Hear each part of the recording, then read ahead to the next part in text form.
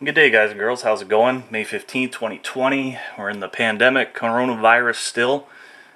The Ontario government has said we're going to open up construction on Tuesday after the long weekend. So that's a good start. I personally think it's a little early, but we're not here for that. We're here for getting these guys out if they happen to be seized in there. So living in southwestern Ontario, we use a lot of salt and brine, and that could be a contributing factor. But I think it's honestly an issue with this rubber boot that Ford has. This was off of a Ford Flex. I've had the same problems with a Ford Fusion. Never had a problem with my Dodge Dakota. I don't know what the issue is. I really don't. But all I know is that it keeps happening.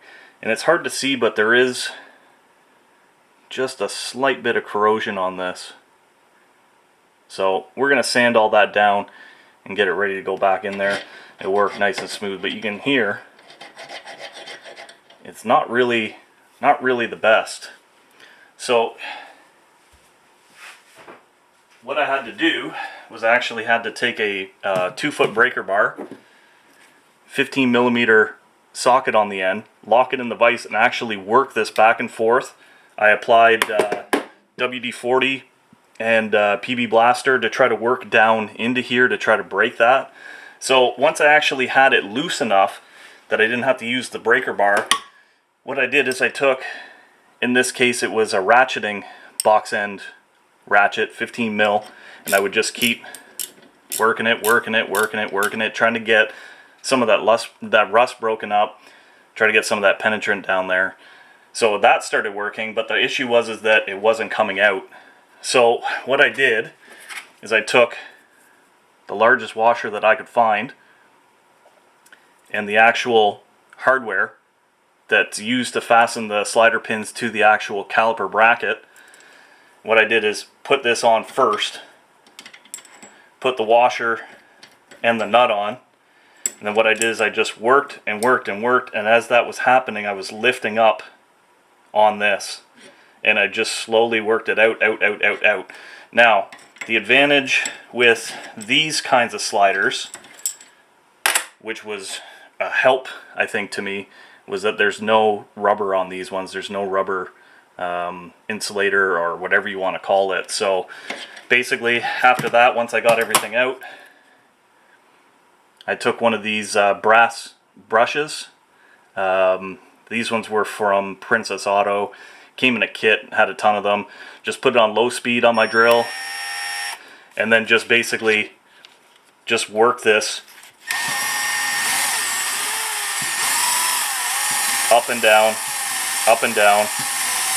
Yeah, what does that look like? Yep. So, and then added a little bit more fluid, again kept rinsing it out, like tipping it upside down, rinsing out all the fluid, trying to get all the rust out of there. So now we're at the point where we can thankfully get this back onto the vehicle.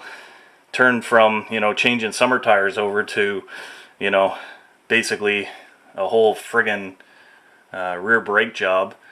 But anyways, it looks like I'll be able to salvage everything. Just this thing was locked up. And then what can happen is if this thing's locked up for too long, it'll cause the pads to grab, excessive heat. You can burn out bearings. You'll burn out your pads and your rotors earlier. It's just not a good scene. Obviously, you don't get the same clamping force because this one is stuck, and this one's trying to do all the movement in the clamping. But back here, you're getting nothing for clamping. So it's not a good situation. I really wish I could figure out what it is. I do think it's a Ford issue on this vehicle, seeing as how I also have it on a Ford Fusion. Same exact thing. Actually, it's worse on the Fusion. Yeah, so anyways, I hope I helped you people out. If you're in this situation, can't get this out because it's seized in there, don't panic. Don't panic yet. Try this method, see if it works, and then keep going. So if you found the video informative, thumbs up. If you didn't, thumbs down. Tell me why down in the comments. Constructive criticism always welcome. Think about hitting that subscribe button. We're adding stuff like this all the time. Yeah, it could be car related, could be house maintenance, yard maintenance, all kinds of stuff. So anyways, take her easy, guys and girls.